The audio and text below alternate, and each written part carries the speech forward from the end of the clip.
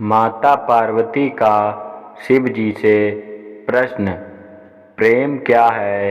एक दिन माता पार्वती ने देवों के देव महादेव से पूछा, प्रेम क्या है? माता पार्वती द्वारा प्रेम से जुड़े इस सवाल को सुनने के बाद महादेव ने कहा, प्रेम के बारे में तुम पूछ रही हो पार्वती। प्रेम के अनेकों रूप को तुमने ही उजागर किए हैं। तुमसे ही प्रेम की अनेक अनुभूतियाँ हुई हैं। तुम्हारे प्रश्न में ही तुम्हारा उत्तर निहित है। फिर शिव की बातें सुनकर माता पार्वती ने कहा, क्या इन विभिन्न अनुभूतियों की अभिव्यक्ति संभव है? महादेव बोले, सत्य के रूप में जब तुम अपने प्राण त्याग कर तुम हमसे दूर चली गईं, मेरा जीवन, मेरा संसार, मेरा दायित्व सब निरर्थक और सब निराधार हो गया। मेरे नेत्रों से अश्रुओं की धाराएं बहने लगीं। महादेव ने कहा, तुमने अपने आप से दूर होकर मुझे भी मुझसे दूर कर दिया था। पार्वती, तुम्हारे अभाव में मेरे अधूरेपन की अति से इस सृष्टि का अपूर्ण हो जाना, यही तो प्रेम है।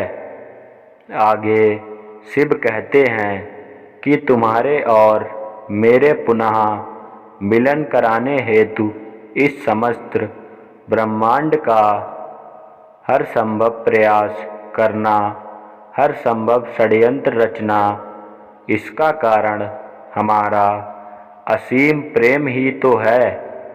तुम्हारा पार्वती के रूप में पुनः जन्म लेकर मेरे एकांकीपन और मुझे मेरे वैराग्य से बाहर निकलने पर विवश करना और मेरा विवश हो जाना, यही तो असली प्रेम है।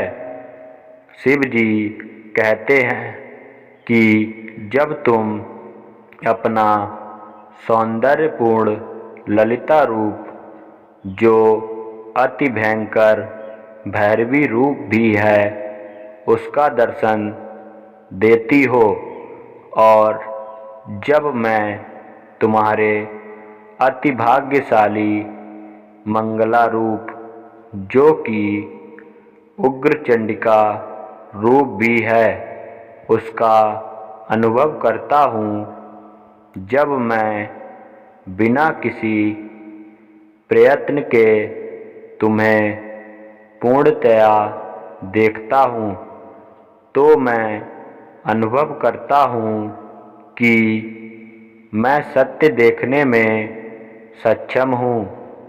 जब तुम मुझे अपने संपूर्ण रूपों के दर्शन देती हो और मुझे आभास कराती हो कि मैं तुम्हारा विश्वास पात्र हूँ, इस तरह तुम मेरे लिए एक दर्पण बन जाती हो, जिसमें झांक कर मैं स्वयं को देख पाता हूँ कि मैं कौन हूँ। महादेव कहते हैं कि तुम अपने दर्शन से साक्षात कराती हो और मैं आनंद विभोर हो नाच उठता हूँ और नटराज कहलाता हूँ। यही तो प्रेम है। जब तुम बार बार स्वयं को मेरे प्रति समर्पित कर मुझे आभास कराती हो कि मैं तुम्हारे योग्य हूँ, तुमने मेरी वास्तविकता को प्रतिबिंबित कर मेरे दर्पण के रूप को तुमने धारण कर लिया है। पार्वती, यही तो प्रेम है। मेरे प्रिय शिव भक्त प्रेमियों, आपको कहानी अच्छी लगी हो तो हमारे चैनल सोलू स्टोरी को सब्सक्राइब करें और कमेंट में जय माता पार्वती की अवश्य लिखें और जय भोलेनाथ, जय शिव शंकर जरूर लिखें। धन्यवाद।